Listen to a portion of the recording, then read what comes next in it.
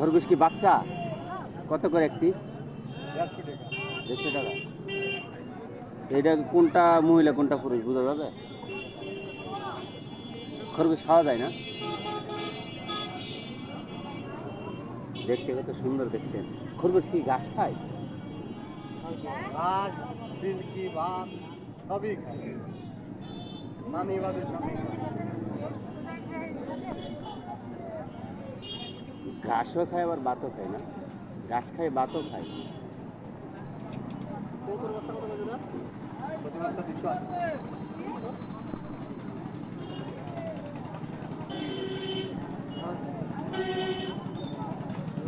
দৌড়, দৌড়, দৌড়, দৌড়, দৌড়, দৌড়, দৌড়।